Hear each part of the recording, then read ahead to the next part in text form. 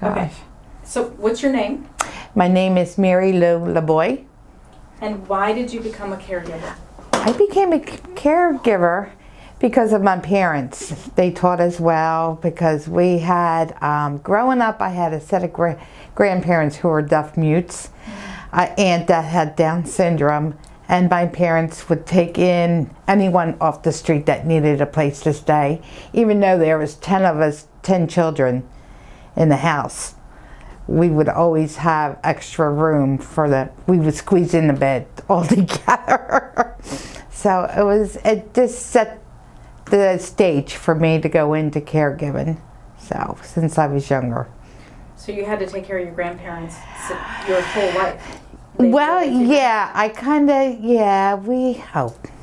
we started, we all took turn watching my grandparents, helping them clean their apartments, helping my mother with them. So it was a start, even though we didn't sign language because none of us learned it. So it was a struggle, but it was very fun and learning. So my grandmother did anything I knew was that she would do a sign, and I knew it meant my long pants are going to get dirty, and that's when the bell bottoms were. So that's the start of the caregiving, yes. What do you love about helping your clients? Oh my goodness, I love to listen to their stories. They are so amazing. Each one has their unique story, and the one that sits well with me, stays with me, is the one client from Germany. She was in the time when Hitler took over, and she would keep telling me the same story and what he died from and how he died. So you learn something new every time you go into someone's home. So. What do you think is the most memorable experience you've ever had as a caregiver? As a caregiver, my most memory would be with one of my clients that I first started off with. She had passed on since, but when she found out my husband was Puerto Rican, she was dying to talk to him because she didn't have anyone to talk to in Spanish. So I would FaceTime him when I was with her, and they would have at least a half-hour conversation. So it was amazing. Then she would forget what she told him.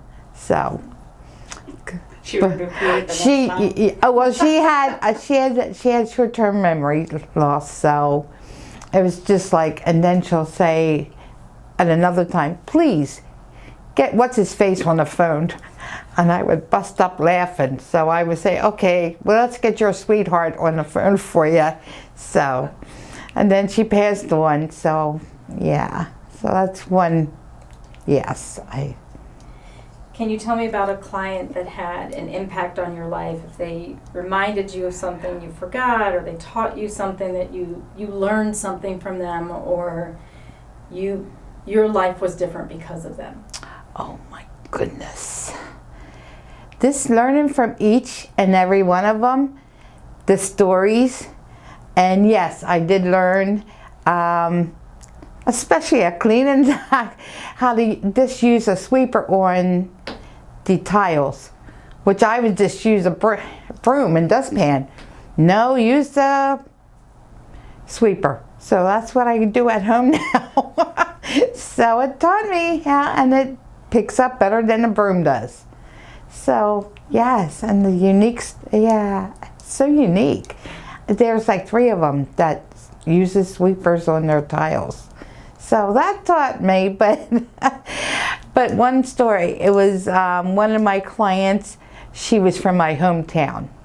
So we would talk on ends about telling her about how Chester had changed since she had moved and since I moved. So how things. Oh, that had to be great. So because it was, she could visualize and it takes oh her right my back God, to that yes. time period. And when her husband came home from rehab, she told him, and he was, I sat down with him and we just talked. I was telling him about the school he went to that closed down. So he was upset. And I says, well, you know, what happens. So. It was a long, long time ago. Yes, it Yeah. has been, yes. But that's interesting because you're bridging the gap from their past to the present. 'Cause Yes. you've been back up there and you Yes. know, you came from there. Mm-hmm. Yes, so many changes. What is something about you that none of your clients know, your coworkers, that they just don't know about you? That I met Mother Teresa. My daughter was able to shake hands with her because she was up on my daughter became an altar server like a week before Mother Teresa came to our church.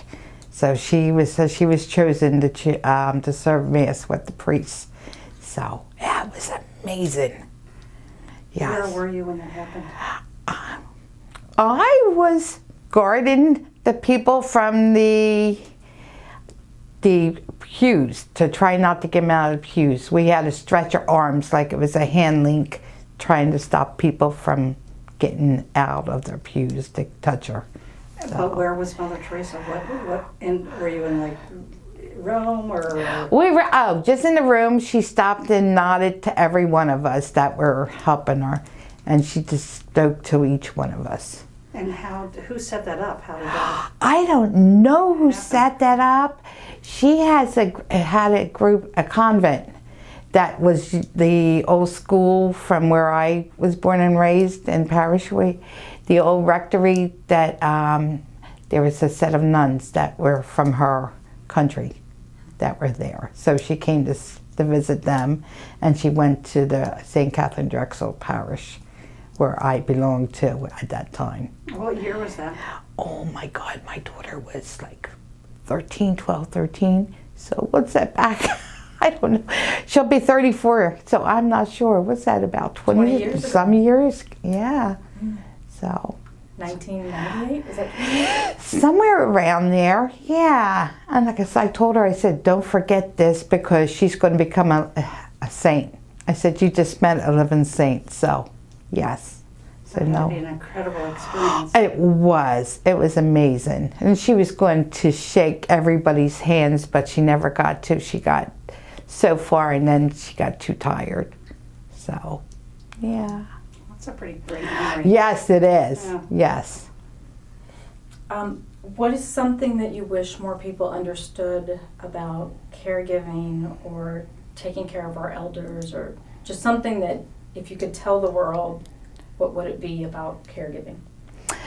About caregiving, I would say the first thing I usually do, I would sit down and talk to them and let them tell me their story, and I would tell them where I came from, that we could get friendly. I just don't go in and start cleaning or do whatever. I don't want them to feel I'm invading their home.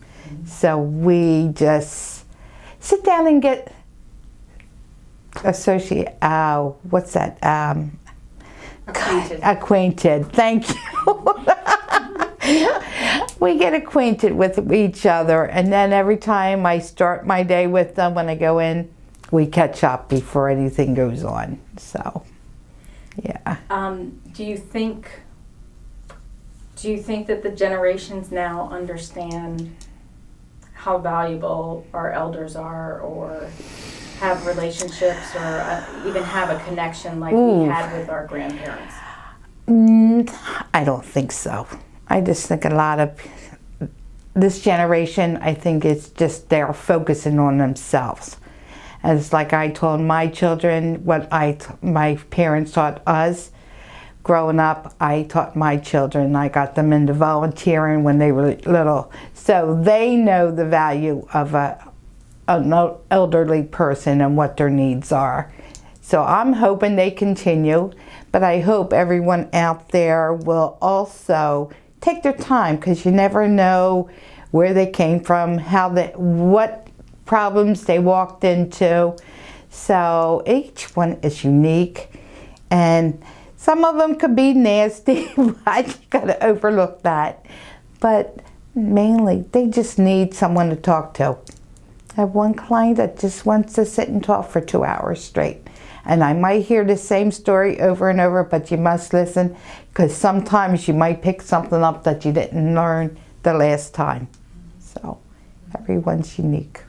And who's your favorite? Oh my God, I can't say. my Tell me God. how old she is. Oh my God. You don't have to say her name. But No, but just tell me they're, something about her. oh gosh, there's the one, I mean, they're all my favorite. They all make me, I mean, I can't choose because they're all so cute. And they have their ways of doing things and the way they talk, and they feel they have to accommodate me. And I keep telling them, no, I'm here to accommodate you. But I would just say they're all so cute. I can't choose. It's like choosing who's my favorite daughter, you know, and I can't say. So no, none of them I can't choose because they're all so special. Yeah. Fair enough. Awesome. Yeah.